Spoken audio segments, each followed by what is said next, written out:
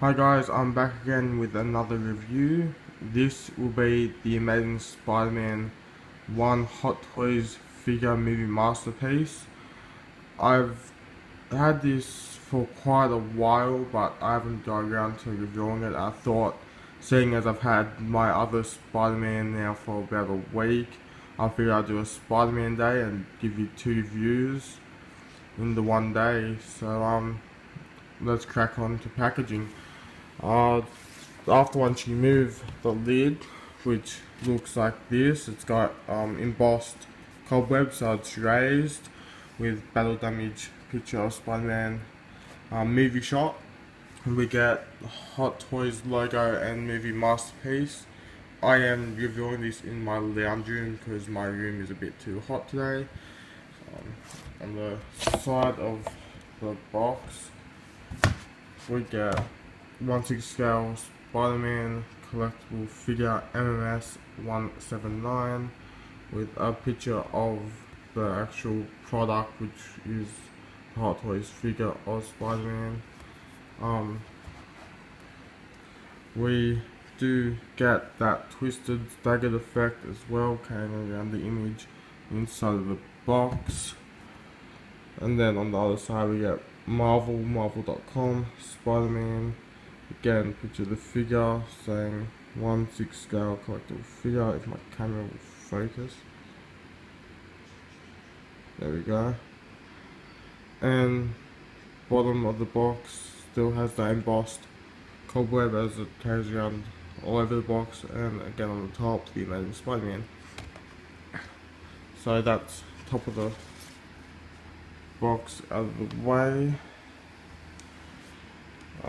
Then after once you remove the lid, which is what I just showed you, you get another picture of the figure itself with a little bio read up. Pause if you want to read it. I'm pretty sure everyone has by now because it's been out for about a year or so. Then after once you remove that, you see the clamshell, and I've taken everything out because that will be on for the accessories. So let me put in a cut now. I clear everything up and show you what this guy comes with. So onto the accessories. Besides the Andrew Garfield head, he does not come with this dynamic stand. This came with the Amazing Spider-Man 2 Spider-Man. I thought I would have him posed on it just so I can get him into like a landing style pose, so as if he's just jumped down and about to land. So besides the head sculpt, we get a generic Hot Toys stand. We get a right and left fisted hand, so that's for both right and left. Right and left relaxed hand, which do look a bit big on the figure, so not very pleased with that, but they are great sculpt on all the hands, so you know, good job for Hot Toys for that. We do get right and left flipping hand, so as if he's, you know, about to, or he just has you know, shot out a web to either shoot at a villain or to swing it through New York City. And then we do get a pair of hands to hold webs as well. Besides that, speaking of webs so much, we actually get 4 pairs of webbing. So the ones with the loops go on the figure, and these longer style webs are for the figure to hold, which is really nice. I don't know why though, seeing as you can't actually get the figure on a dynamic pose on this stand. I do not like that. And we get extra pair of wrist pegs in case you break them. We get instruction manual. Let me just adjust myself here. Instruction manual. You know, just, you know, how everything goes. You know, don't rub on the figure because you may ruin the cobweb. Don't pull the boots off. How to change out the heads, all that kind of stuff. And I'm not too sure about this. There were two batches made of this. The first batch had broken shoulders, and Hot Toys, took them all back and, pretty much replaced them with newer figure. And the first batch came with this, and other YouTubers have said if you get this, it means that you got the bad batch. But the thing is, that shoulder, both of the shoulders are, about 90 degrees right now, and they haven't broken, which the first batch did, so I'm not sure why they threw that in there.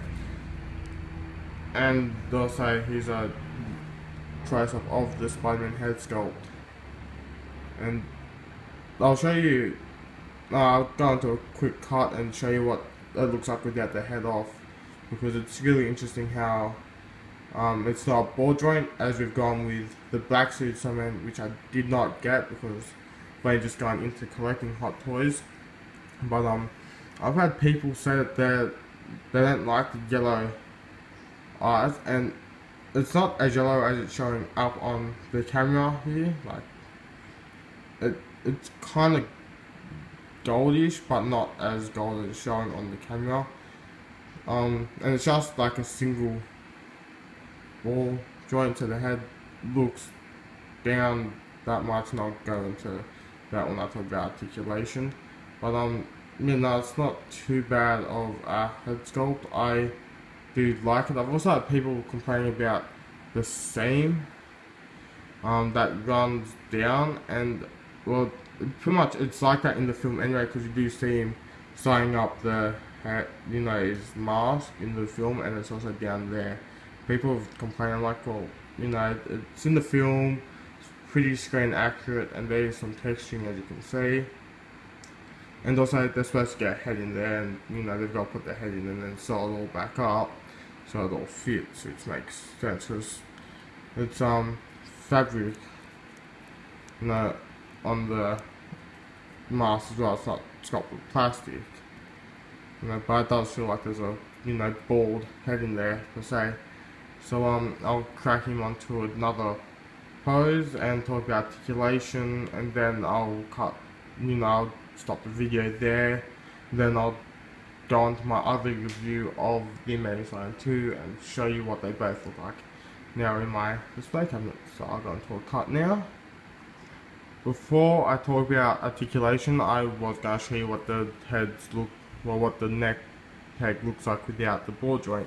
So it pretty much has two clips, and the head just, goes on to there like so. Let's see if I can do this left-handed, which I can. And it fits on there quite nicely, and that's what it would look like with the Spider-Man. I would prefer the Spider-Man head over the Andrew Garfield head, which, personal preference, display your Spider-Man how you want. But I'll go into a cut now and talk about what the figure looks like. I'll talk about articulation, not what the figure looks like, because obviously you can see the figure. So I'll crack onto articulation and stop the video there. So this will be the last segment of the review before I crack on to my Amazing Spider-Man 2 review. So this is articulation, as I've said. Once again, got him on the nice dynamic stand. He does what you would expect a Spider-Man to do. He is restricted, of course, by the costume. As you can see, there's some bunching up there. But it's great articulation. Can't complain. There is one gripe that I have with the figure. If you're wanting to have, webbing in this, in either one of these hands, the web casters, or whatever you want to call them, they're on the wrong side. You would rotate, you'd have to fudge it to get it all lined up, because it's just, which is an improvement on the Amazing Spider-Man 2 suit. Once again, ball joint head.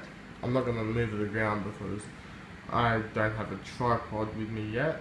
Need a job for that, of course. But ball joint head.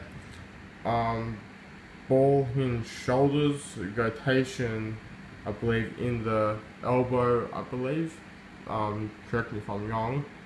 Double bended elbows, and then a ball hinge peg in the wrist, rotates and moves in and out. He's got an ab crunch here and a waist crunch, both to rotate. He has rotation in the thigh. His legs can move up to, roughly, reasonably high. They move in and out.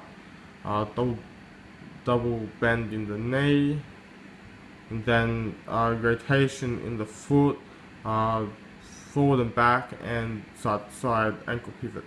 So he does have great articulation. I wish he had more, of course, but that's just me. But they do improvement with that on the Amazing Spider-Man 2. So I will now say thanks for watching, and come back and watch my other review.